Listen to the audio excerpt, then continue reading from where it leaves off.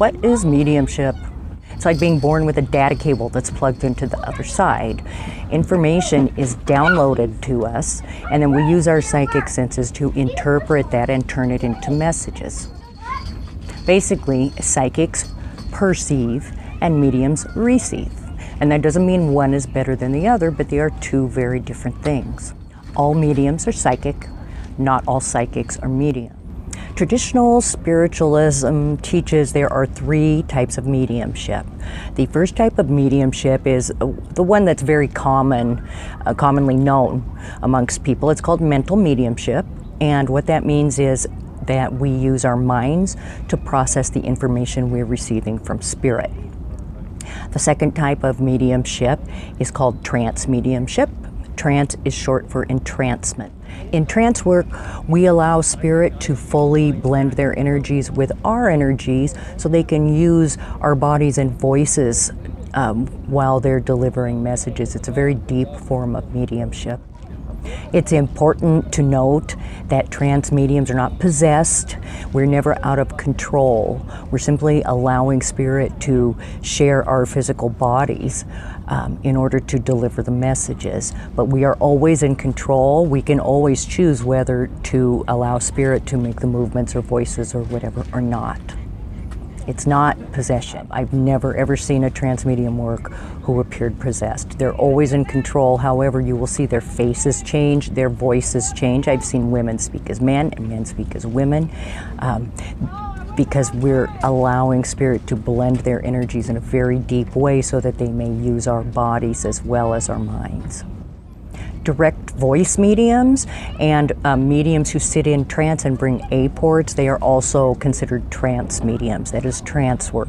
Anytime you're sitting in a circle and watching a medium deliver messages from spirit where their body is being utilized by spirit, whether it's direct voice, whether it's bringing aports, working with the horns or whatever, that is all considered trance mediumship. Physical mediumship is when objects are used to bring messages from spirit. The medium acts as the energetic conduit between spirit and the objects so that we can bring messages that way. Talking boards, which are more commonly known as Ouija boards, and table tipping are two very common forms of physical mediumship. If you want to learn more about physical mediumship, I suggest you look for the documentary called The Skull Experiment.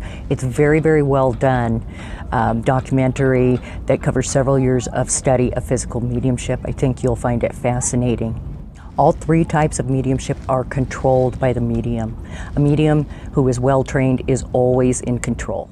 We are never out of control. All three types of mediumship come from a place of love to bring messages from spirit and validate their presence to you here in our physical world. Generally, mediums start as mental mediums, and then through our training, we work our way up to physical mediumship and trance mediumship. It's just a natural part of the mediumship development process. Not everybody chooses to go into trance work or physical work, but some of us do, and some of us do it simply for our own personal development. Some of us utilize those things for readings as well. Make sure when you decide to get a reading with a medium that they actually have mediumship training.